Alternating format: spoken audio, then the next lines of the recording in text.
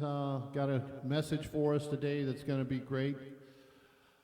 And just maybe a little happy birthday to the United States of America yesterday. So, Friday, yeah, okay, close enough.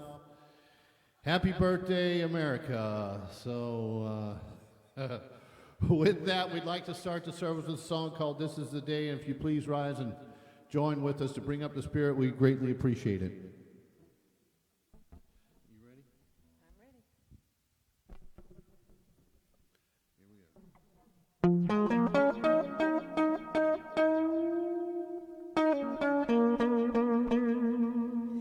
go. This is the day that the Lord has made. I will rejoice and be glad in it.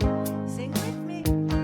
This is the day that the Lord has made. I will rejoice and be glad in it. This is the day, a day to besiege it.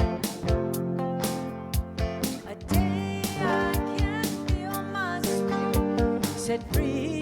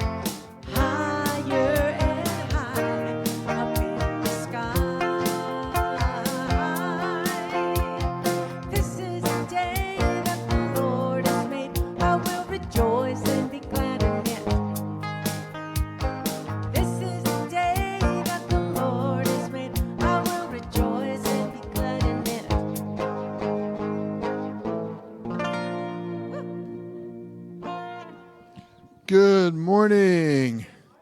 Welcome to West Valley Center for Spiritual Living. My name is Reverend Clyde Goings. I'm your assistant minister here today, and I want to welcome you here on this beautiful Sunday morning, and I hope you had a wonderful 4th of July weekend. So we went mountain biking like we always do on the weekends, and it was hot. But go figure, right? So, but Mark went a second day because it wasn't hot enough for him. I only went one day, but it was a great ride. There's this place that we go. It's in Pemberton. It's called Pemberton Trails, and it's 8 miles uphill. Yeah, so it was, but it's a really great ride out in the desert. And the thing that the reason why I bring this up is that I was sharing that with the people that we were riding with, is that at one point, because it is grueling climbing this, riding this up this hill, but my body turns into this engine, and I just feel connected with life itself, that I'm just this thing climbing this hill, and it's just an incredible, meditative state all the way up. So anyways, it was just a great experience for me, and I had a great weekend. And that reminds us, our theme is rooted, right? Rooted in spiritual principles and practices. And so I hope that you are rooting yourself in spiritual principles and practices. We're halfway through the year. So we are, hope we are grounding ourselves in all the principles we can and living in our spiritual practice. So, all right. So that is, our only other announcement we have is that on the last Friday, we have our sound bowl healing, and reminding people last Sunday, the fourth Sunday, which is the last Sunday this month. We are having our sound bowl healing, and so just reminding everybody to bring somebody to have that beautiful experience with Kay. So, all right, and I think that's all the announcements that I have. So let's say our vision statement together. We are a loving, joy-filled community honoring the many paths to God as we learn and live the science mind principles. And so it is. So just sit back, relax, open up your hearts and minds for the Bradford's beautiful music and Reverend Karen's wonderful message. Thank you.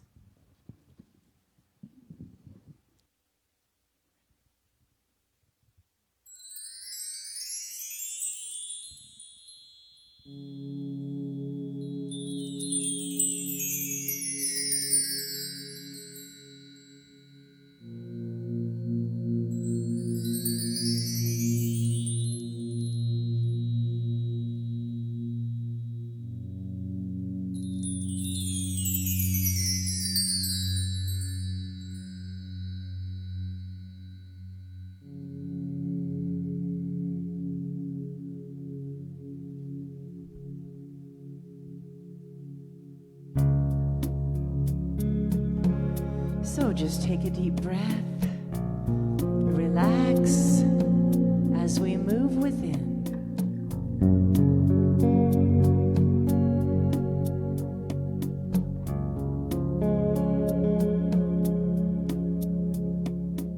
I will make a quiet place within my heart, and I will wait upon the Lord.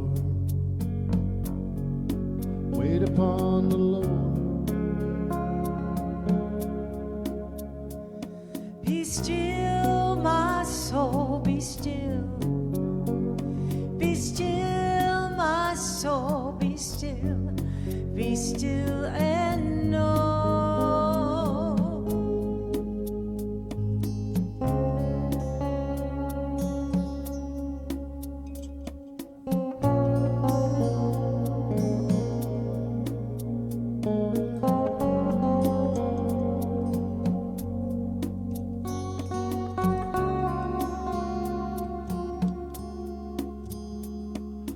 I will make a quiet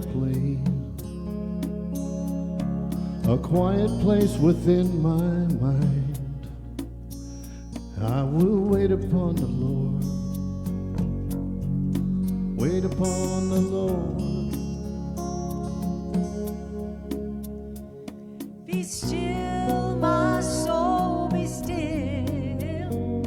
Be still, my soul, be still. Be still and know. I will make a quiet place within my life, and I will wait upon the Lord. Wait upon the Lord. I will make a quiet place.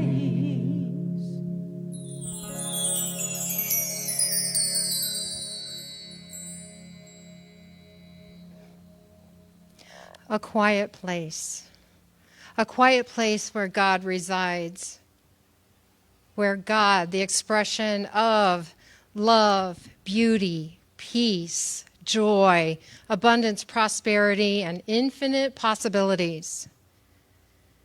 That God that is expressing in each one of us, in each situation, each person, each animal, everything in this universe, that is God expressing that beauty and perfection.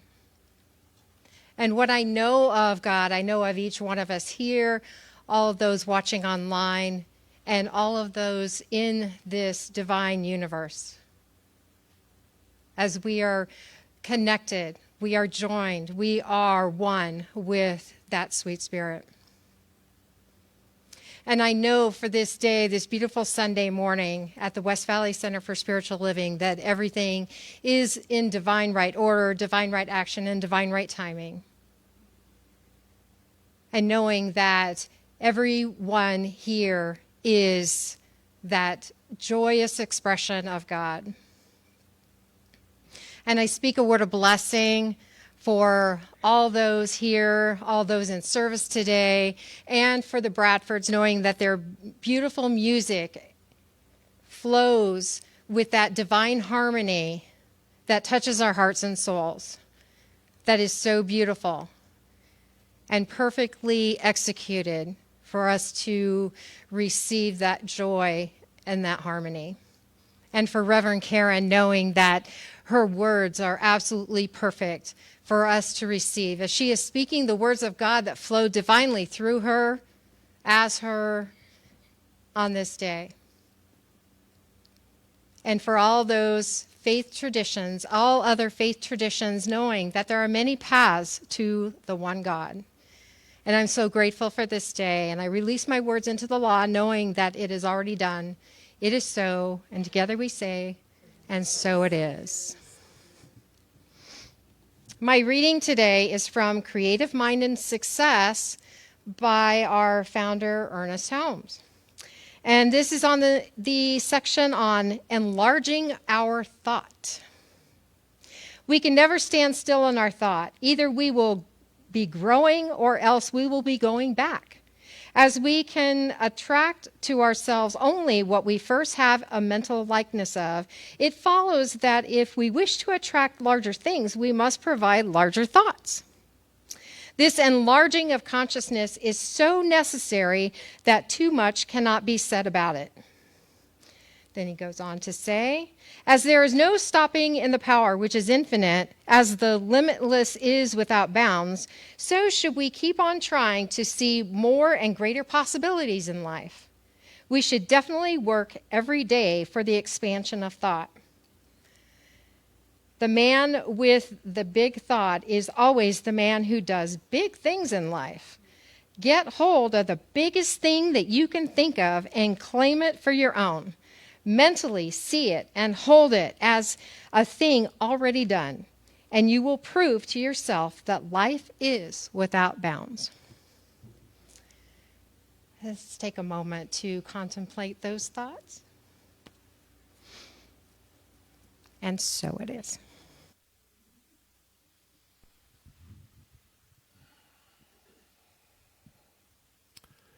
Thanks, Dr. K. Just trying to get this out there. It's going to be a little bit louder than normal, and on this song I kind of have to project on my voice a little bit, so here we go.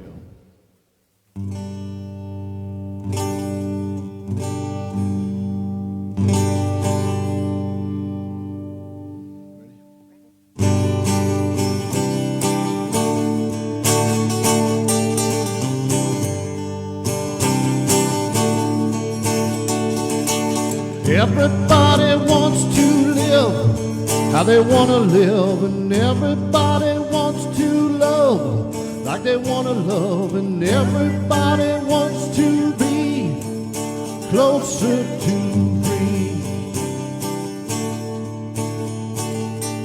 Everybody wants respect just a little bit, and everybody needs a chance once in a while. Everybody wants to be closer to free. Everybody wants everybody to everybody free. Everybody needs to touch, now and then, and everybody wants a good friend. Everybody wants to be closer to free. Everybody wants everybody to everybody free.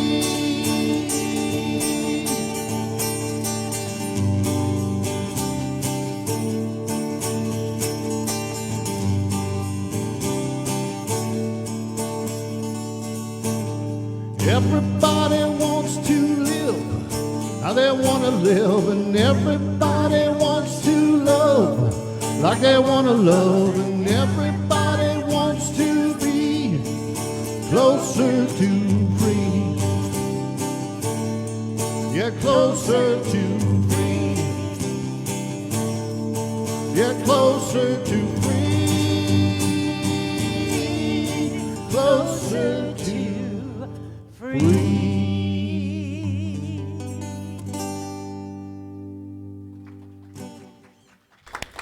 That was fun. That was really fun. Thank you, Bradfords. Bradfords have a Friday night gig where people talk while they're and eat while they're playing. So it must be heaven for you to be here and have people paying attention. Good morning. Welcome to the West Valley Center for Spiritual Living. I'm Rev Karen Rice, and I'm really happy to be here. I have a fun message that I've been excited about all week, and especially the last couple of days. Really good choice of reading. You pegged it, because what I wrote about it didn't turn out to be very close to what but you did good. You tuned in. So I am talking this morning. Oh, before I tell you that, Reverend Clyde was just talking about that biking up the 8 miles on the mountain, and you made me think. I wanted to interrupt you, but I decided to wait. Aren't you glad? Karen Drucker, listen up, Kathy Bradford. Karen Drucker has a story around the song she wrote. She's famous for all the chants that we use in New Thought, many of the important thoughts that we New Thought chants. The one that goes, God is my source, God is my power. She wrote, Reverend Clyde, when she was biking from Los Angeles up the coast to Asilomar actually they did the whole Big Sur thing. Maybe they were going south, I don't know. But anyhow, they did the whole thing from LA to like San Francisco or whatever, and they did that big over the hill, talk about some 8-mile hills. And that song came to her when she would have those moments where she would think she couldn't do it anymore. She'd just start going, God is my source, God is my power, God, it gives me everything I need. And the way you described how fueled up you got, there's something in that is so true to what, how we understand what God is and how we use this gorgeous power that's been given to us so freely. And so the title of my message this morning is Faithful to the Vision. And we are faithful to the vision that you were singing about and that you were reading about. And what that means is there's a vision, there's a practice that, in the business world, for many decades, they've been publishing books on how to be successful by goal setting. And what they recognize is something that happens to us when we visualize what it is we desire to accomplish. And the more that you make that real for you, you feel it and you believe it, and it begins to fuel you. And there's something magnificent then that happens I'm going to explain it in my message this morning. It's all part of that sort of scientific process that we teach. And it begins by creating a positive idea of what could be possible in your life. So we have a vision statement here at this church. We say it almost every Sunday.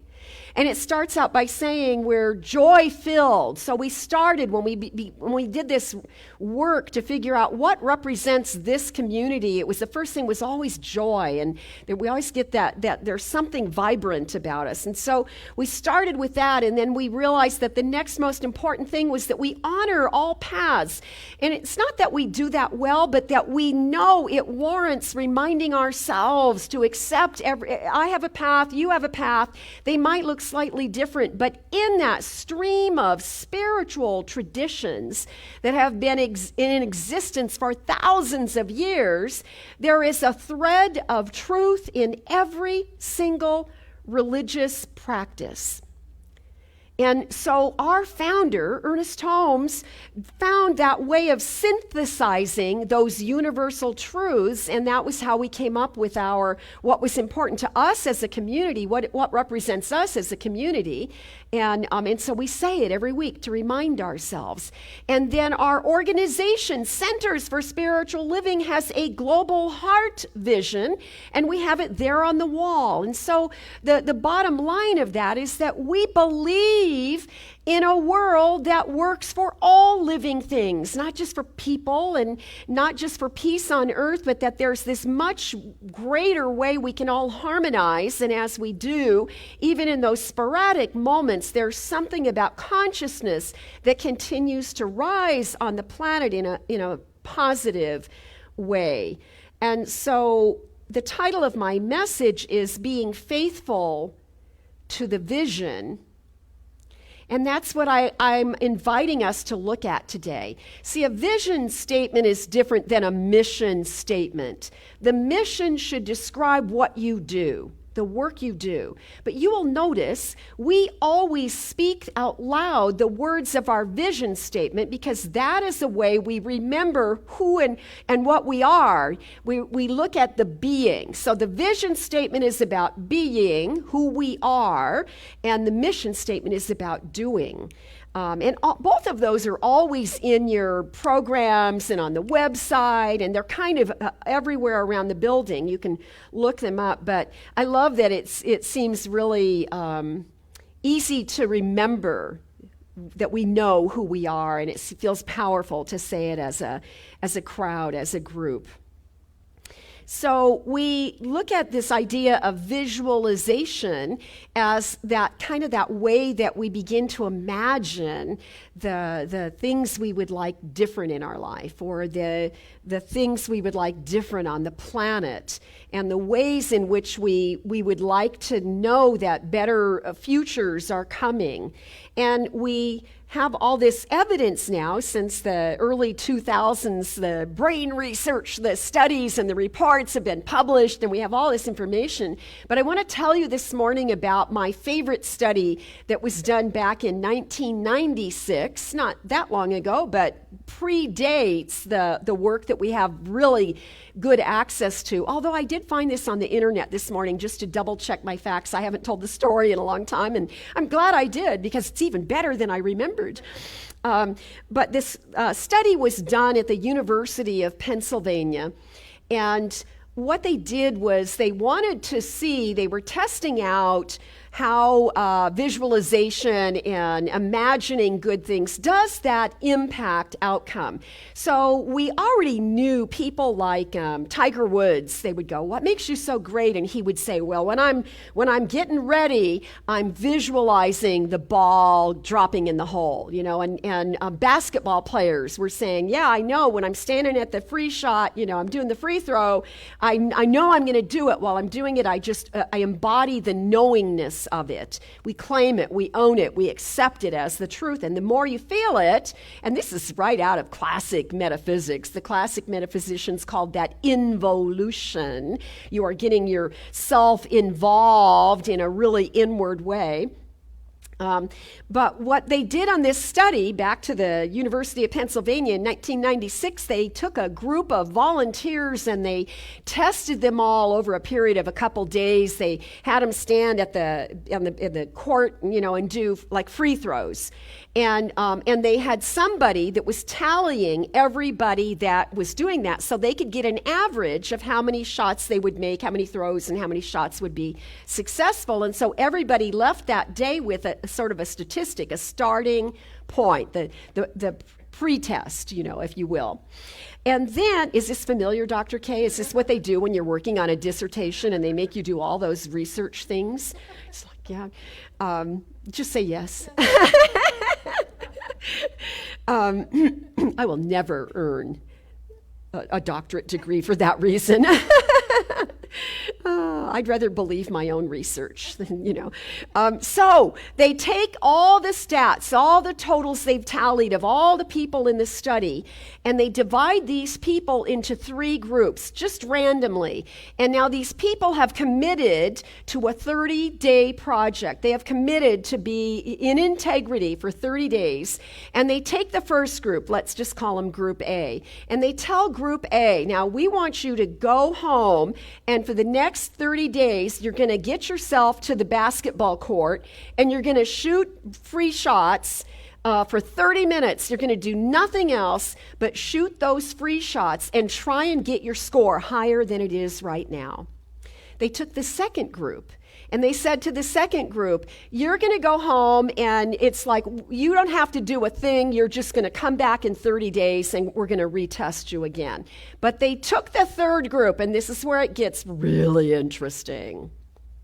They took the third group and they said, here's what you're going to do.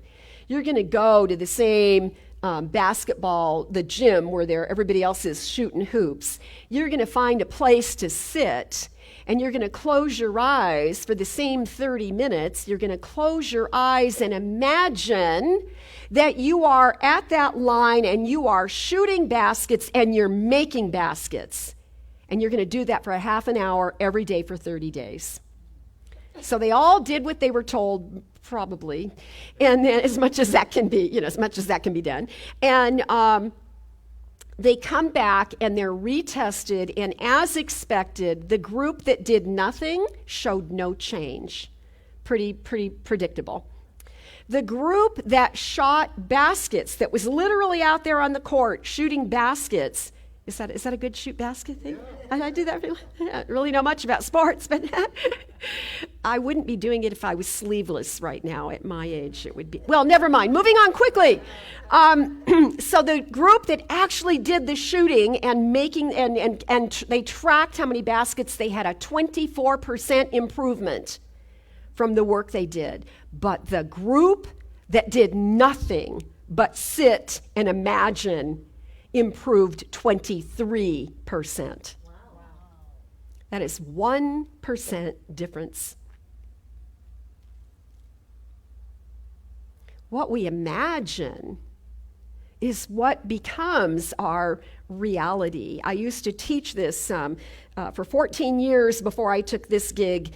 I was part of a program where we taught communication skills to teens and their parents, and there was a night where we talked to them about goal setting, and we talked in detail about visualizing. And they told us, make this anecdotal when they were training us to teach the class.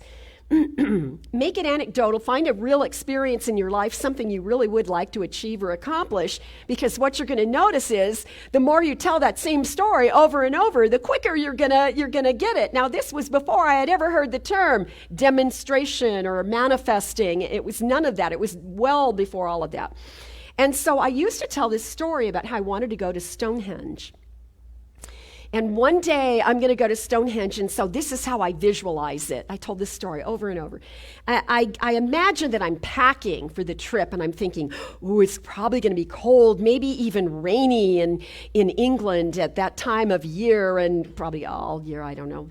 I know it gets cold sometimes. And then I'm going to pack the clothes, and then I'm going to feel the excitement, and I had pictures under my bed from a National Geographic magazine that I would open at night, and I would look at the pictures, and I would be just dreamy. I would imagine going to finally getting there and what it's going to be like when I'm in the car or the bus, however I'm going to get there, and we go around a corner and I can see the stones, and I was very, and I would tell it with all that enthusiasm. And then all the time I'm thinking, I don't even have a passport. It's like, and all the time I'm just doing this and talking about it, but really believing I'm going to get there at some point. And one day my oldest daughter came home and said, oh my God, he was in the Air Force, he's been transferred, we're going to be living at Lakenheath in England. And I went, oh my God, I'm going to see Stonehenge, I'm going to do it in the next 3 years, because that's when she's going to be there, and you're going to go see your kid when you can. When there's a bonus, especially.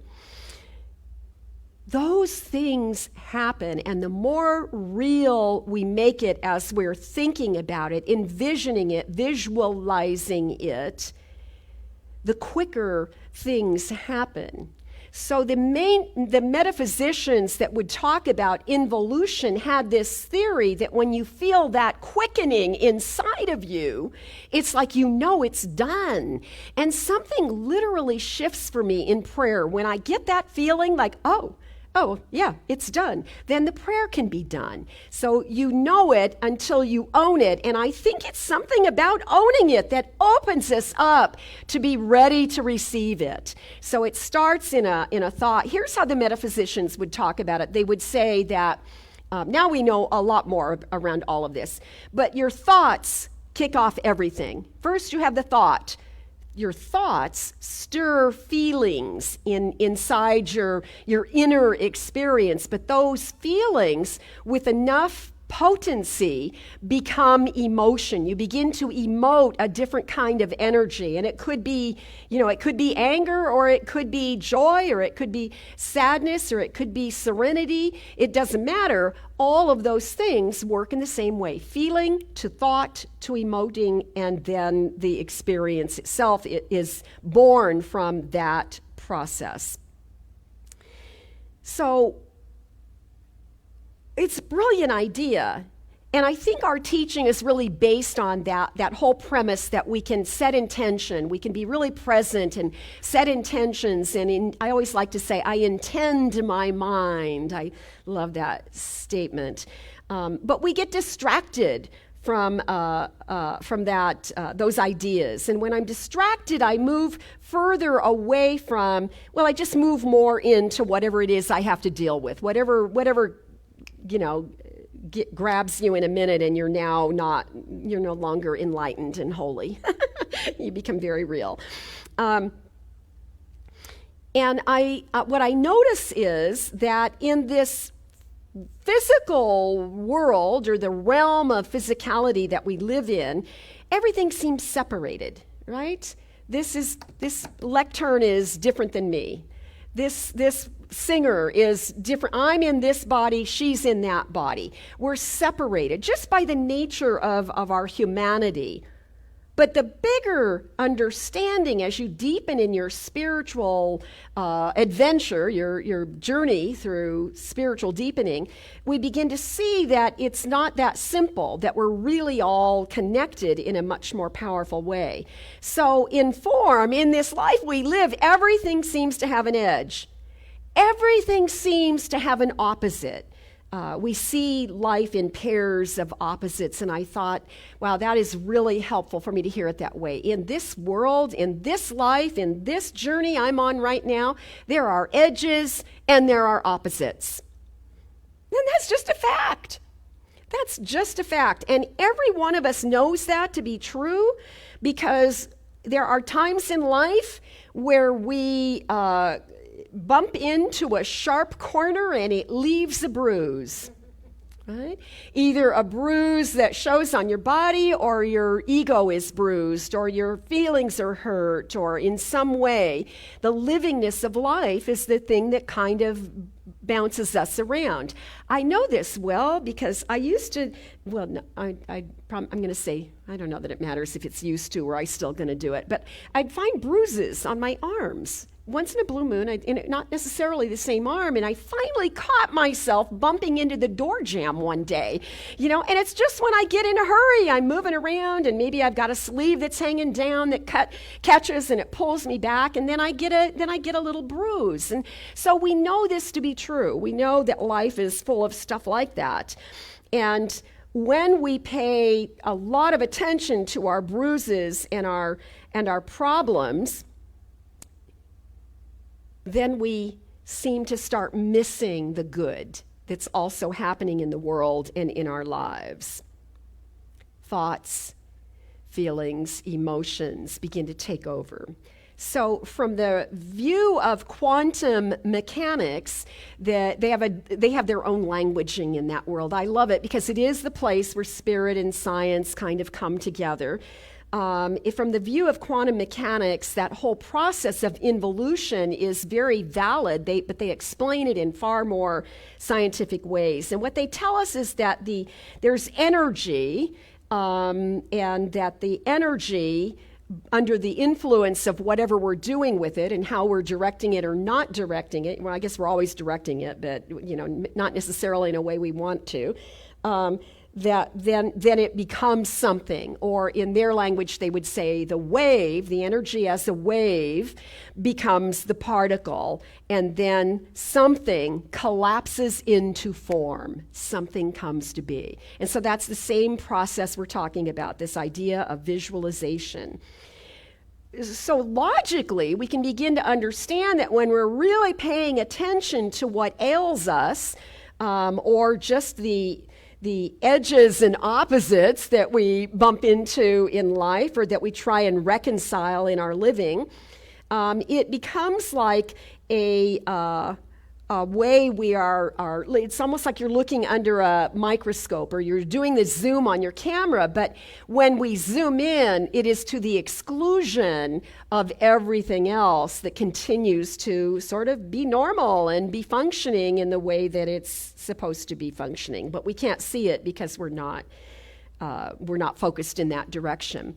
So I have this wonderful idea. I wish I could invent well, maybe they already did. I don't know. They probably did.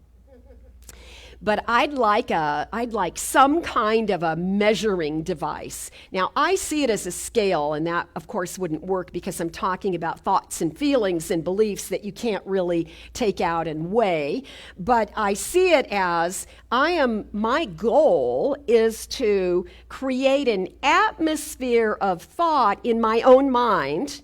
In other words, there are times in the day where I'm worried about this or that, or I'm noticing something I don't have in the pantry that I'm going to need tomorrow, or I'm thinking about the car's going to need gas. So I'm thinking about doing, needing, wanting, what's lacking, what's missing, or somebody that is difficult to deal with, or somebody that I just visited in the hospital that's not feeling well, and all of those things then add way up. So are you, with your own life and your own things that move around in the atmosphere of your mind, are you throwing in enough positive to replenish the scale so that the scale will balance? And what we don't even really want it balanced. I want a little more positive than negative, right? And that's why Troward used to say, when you pray, you rise above 51% of the consciousness of humanity. That way you're not bumping into other people's fear and messiness. Maybe that's what biofeedback is for. Biofeedback originally, I know it's different now, I've heard, but it originally was something that a therapy technique where you could sit and they would monitor your physical, heartbeat and all that stuff, and that you would be able to see where you did better and where you could improve, or see how some relaxed breathing would help you improve all of that. So there's a balance. For every angst I have, everything that frightens me, I need to replenish it with something that is the opposite, and that really is what we teach right here. I'm balancing, actually I'm doing that big. Blessed, inspired, and grateful. I'm practicing looking for those blessings, being open to that inspiration, practicing being grateful for the good that I do have in my life. And that in that way, we expand what's possible in our relationship to goodness and experiencing all of that. In the therapeutic behavior psychology world, they tell us that we would be surprised how we aren't quite as positive as we think we are, that we're more aware of when we focus to be positive, but we don't notice the way our negative stuff sort of moves us around. So I think there's a pretty general way I wanted to share with you this morning that you can do an overall quick check as to where you are in the atmosphere of your thought. You probably won't like this. I don't like it much either, but I keep it right there on my desk so that I see it every day. Ralph Waldo Emerson said these words: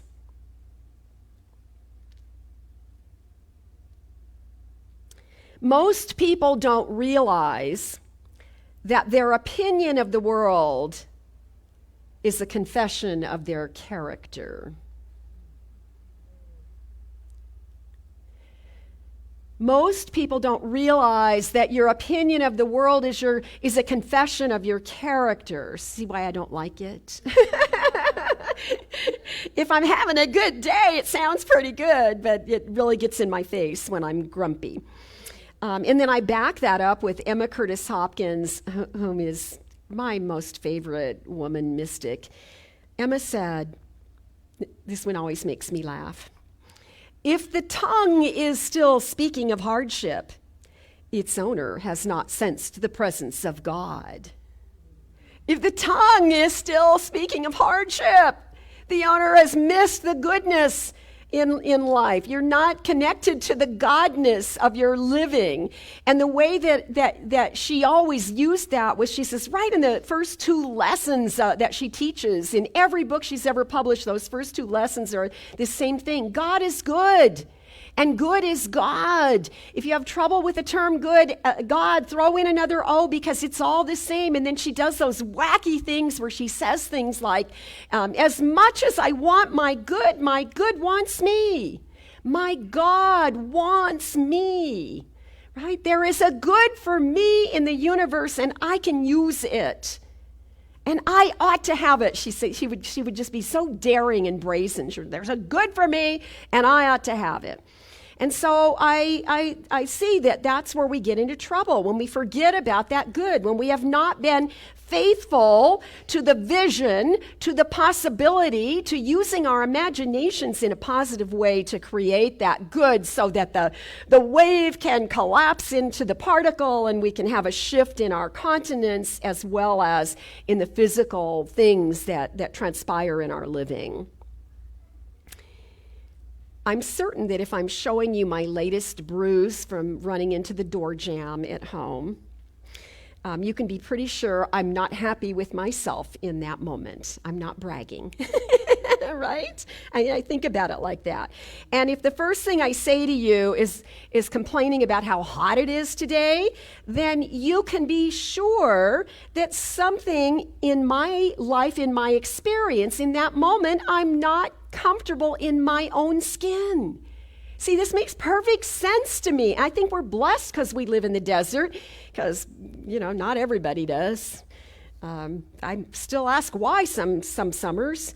Before we moved here, one of my daughter's mother-in-law said to her, honey, there's only 2 things wrong with living in Phoenix, and that would be July and August. Agree.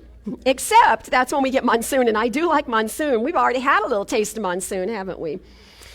So having a vision to being faithful, or being faithful to your vision for the possibility of good, this is the beginning of our freedom. This is the way we set ourselves free. This is how Ernest Holmes said it. I apologize. I thought this was going to be the theme of the talk, but it got way down here now.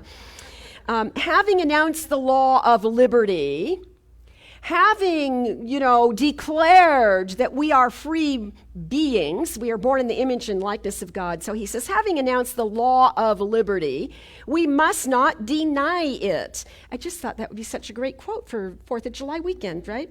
And then he goes on to say, when we shall all know this truth, then the ways and the means and the methods will be found for freedom for all of us. See, I believe that the quirkiness we're moving through in terms of the changes in civilization as it used to be known, all of that is going to eventually bring about something that is a demonstration of God's good. Right? The ways and the means and the methodologies, the laws of the universe are here to support us. Don't you love that saying? Every now and then I'll bump into somebody who still says this. I love it. The entire universe conspires to bless me. What a fabulous way to start the day, to count how many ways that your life is blessed, no matter what's going on in your life. So what we see is there are spiritual teachings that have been developed since the beginning of people being able to share ideas together that help us to expand our understanding of life beyond the edges and the opposites. That's the spiritual part of our being, our experiencing life. And so we find methodologies, and we learn tools, and we spiritual practices, and we sort of like find maps to our own understanding of what will work for us. And so if life doesn't seem to be working for you, create a vision of what you'd rather be experiencing. This is SOM 1. This is Intro to Science of Mind, Metaphysics, All New Thought. What would you rather be experiencing? And begin to imagine that. Michael Beckwith, the very famous Michael Beckwith, is the person who made that beautiful statement that we are pushed by the problem until we are pulled by the vision. Right? I'm pushed by the challenge. He said, I'm pushed by the pain until I'm pulled by the vision. So we want to be faithful to whatever that vision is, whatever it is that I need that's going to help pull me out of wherever I'm stuck at in my processing of whatever I'm going through in my life at any time. Beyond the edges and the opposites. Right? It's not it's differences. The edges and the opposites make us feel different from each other. We begin to think there's a right and a wrong way to do it. Nothing makes me more uncomfortable than having dinner with somebody that eats very proper. You know, suddenly I notice my elbows are on the table and I'm talking while I'm eating. You know, it's like, oh my gosh. Then suddenly when I realize it, I feel different and I don't feel as good as. And then it does something to my countenance, and that energetic shift changes the relationship, that whether or not the other person accepts me for who I am doesn't even matter. How do we not see what's different and we begin to be pulled by that greater vision of our oneness and of our connection? I know that it has something to do with being able to see the bigger picture, the wholeness of life.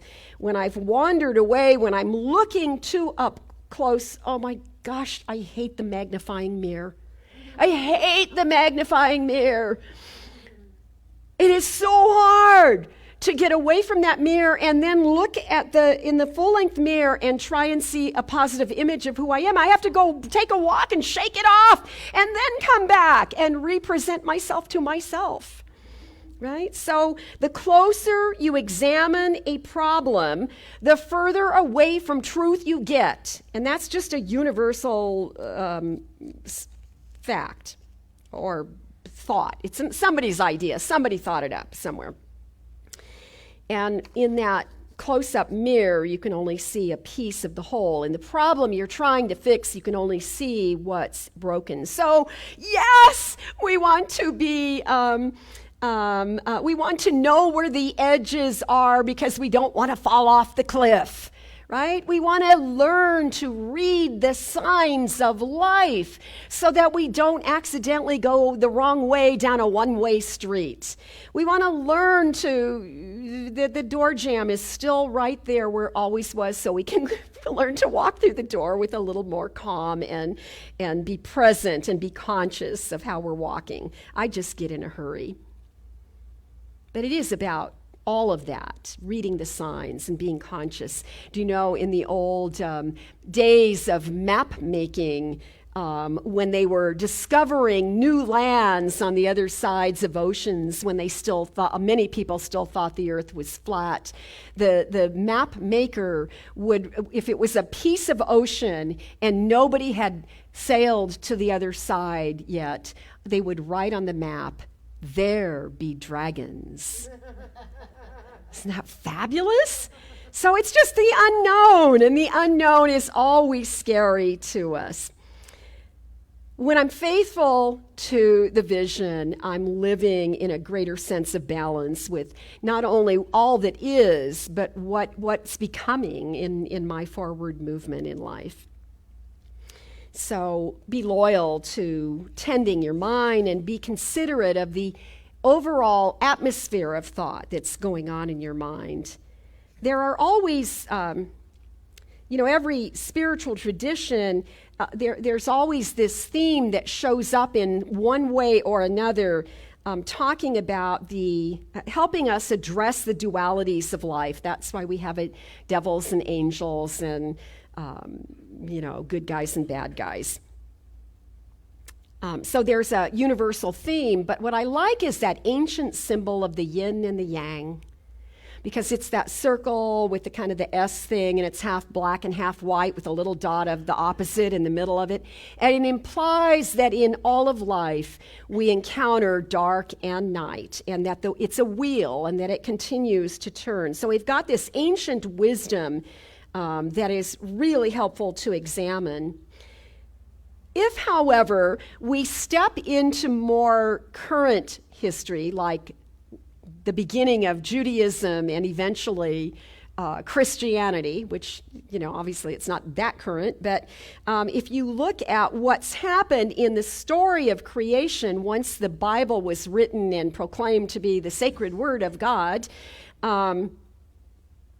there's that beginning part in Genesis.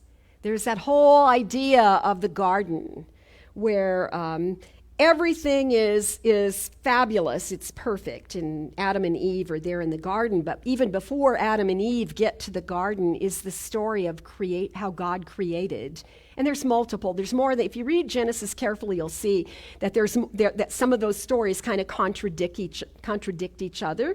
But what is interesting is that God creates the heavens and the earth. Let there be light. God creates the earth, and God creates the seas, and then another day God creates the vegetation, and then the sun and the moon, and then on the fifth day it's the birds in the sky and the fish in the sea, and then finally on the sixth day God creates the land animals, the mammals, and the human beings. And what I love about the story is that every day, God, this is Old Testament God. God does this beautiful work of creation and stands back and admires his work and declares that it's good. Yes? Every day he did the same thing until the sixth day, on the day when he created animals and humanity on the planet in the story. God stands back and he's satisfied. And he smiles and he declares that it is very good. And so what that tells me, and this is important, what I see in the story that is universal and useful is that the universe was created just as God intended it to be, with order, with purpose. He even took the seventh day off and rested. All of that is important in this cycle of life. And in this story, though it's short and to the point, we see a pattern of goodness has been established. Don't ever lose sight of that. Even as an allegory, it is a sacred text that is revered and well read. A pattern of goodness has been established. So let's talk about Adam and Eve. Whoa. Beautiful garden. Everything they needed. Freedom, abundance, the best food, the trees. They could just, everything they wanted. And there was one rule. There is a tree in the middle of the garden that you cannot eat from. It is the tree of knowledge. It was the knowledge of good and bad. And I don't know exactly, nobody knows really what went wrong. He blamed her, and she blamed the snake, and then all of a sudden Adam is hiding in the bushes, and God is amused, and God says, Adam, why are you hiding? And Adam goes, I was afraid because I was naked, so I hid. And God said those fabulous words, who told you you were naked? See, the eating of the forbidden fruit is that sort of the birth of how we look at how good and evil, how dualities came to the planet and became a part of the human experience. Again, it's just an allegory. It shows that there was a consequence to an action. They ate from the tree of knowledge, and they were no longer innocent. And I can't help but think how often I eat from the tree of Google and believe what I have read and lose my innocence. I know you never do that, so.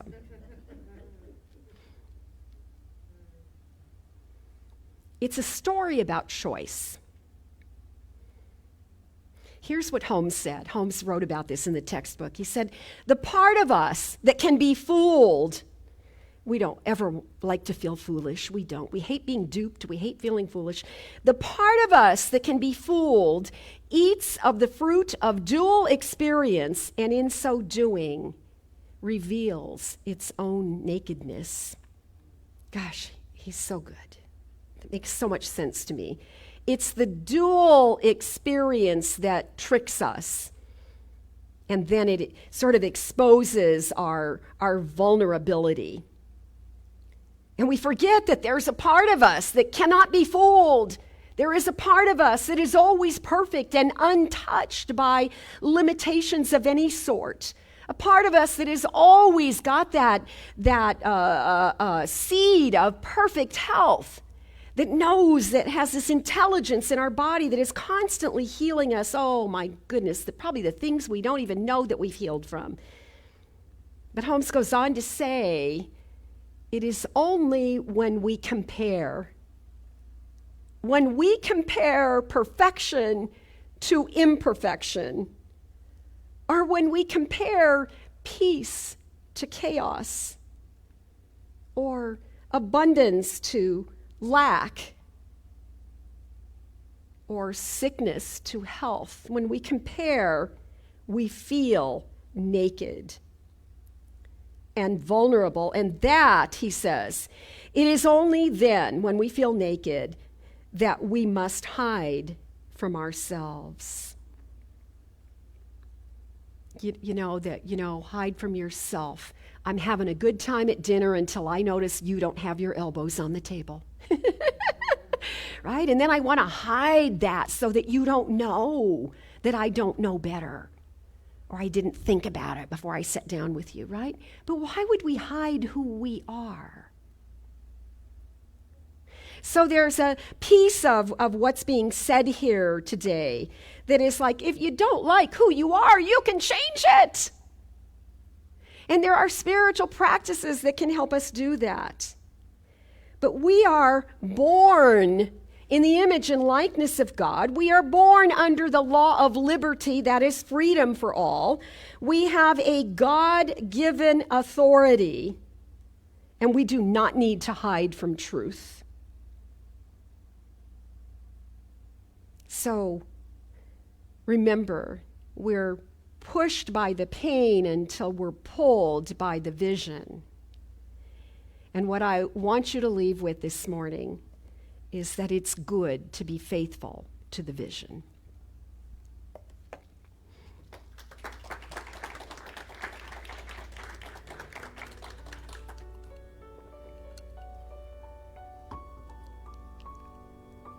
Changed the end and confused you, didn't I? Take a breath. Oh, join me in that gorgeous, fresh breath of life. New beginnings. Nurtured by that divine breath of life in that way that God has kissed us into being. I feel the love of God right here in this presence of prayer. And I feel it as an activity of life. That there is this internal shift as we sink into that sacred place. The secret place of the Most High. I feel that love of God, and I know that in this very moment something is awakening inside of me and inside of each person that can hear these words.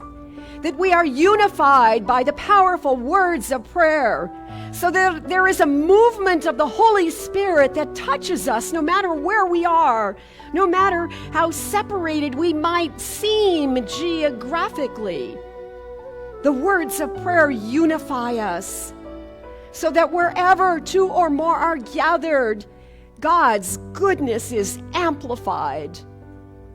So I feel that goodness, and I sense it as the good that we ought to have.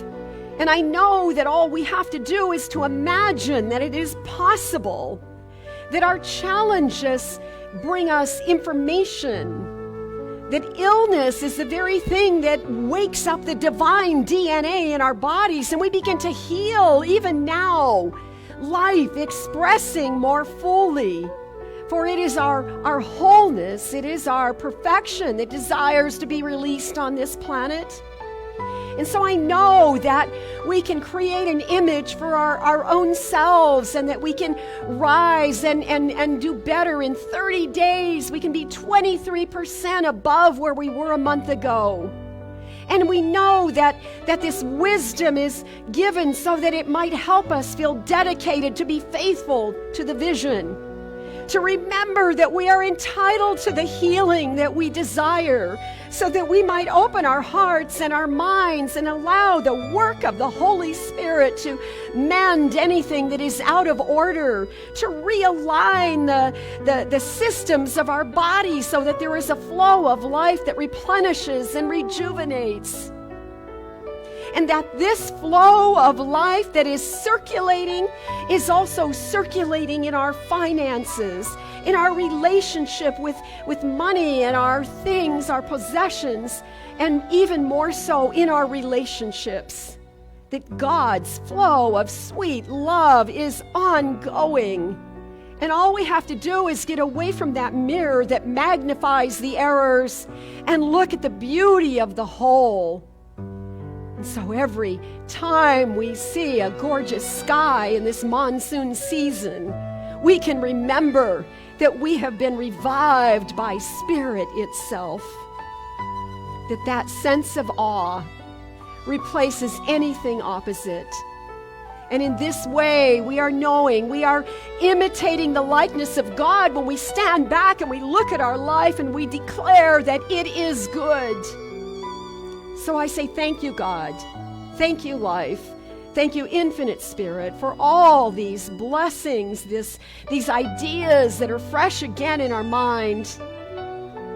I know that the law is receiving these words and that lives are changing. So I take that sense of gratitude within me and I release it out into the law. And together we say, and so it is. Amen. Amen. Grateful, grateful, grateful for all the love that I have. I am so grateful, grateful, grateful for all the love that I have. Everywhere I look and every face I see is love reflected, shining back to me. I just give thanks for all these simple things, the joy and peace that gratitude brings. That's why I'm grateful, grateful, grateful for all the love that I have. I am so grateful, grateful, grateful for all the love that I have. All right. Thank you, Bradford. We are grateful for this beautiful 4th of July weekend. Thank you. Now is the time to celebrate the abundance of our lives and the abundance of our community. And I also want to remind you that Kay Fontana is up here, and if you want prayer, she's available for prayer right after service. And she is on fire today. All right, so let's say our giving affirmation together. I live in a consciousness of good. Divine love blesses and multiplies all that I am, all that I have, all that I give and all that I receive. Thank you, God, and so it is.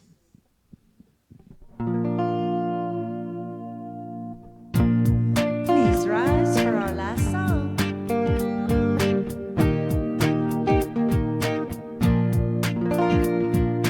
Oh,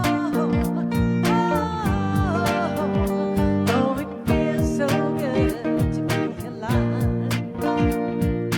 Oh, it feels so good to be alive. I ain't thinking about my problems. I'm living now. I'm living now. And I ain't gonna worry about the future. I'm living now. I'm living now. So put your hands up if you feel like having a good time. Put your hands up if you're sharing love with all. Raise your cup if you're hopeful for tomorrow. Put your hands up if you're ready to have some fun. And sing with me. It feels so good to be alive.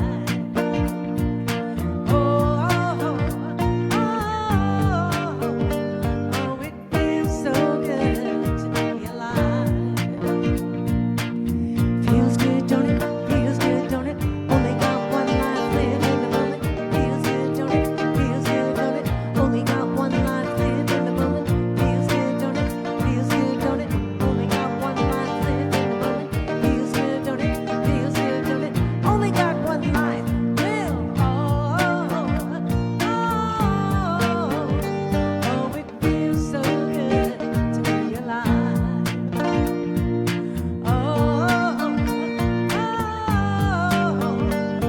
It feels so good to be alive. One more time.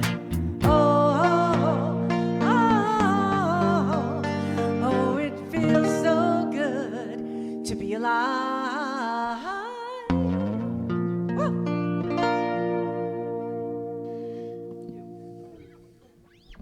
All right. I thought I was gonna get more. Boing.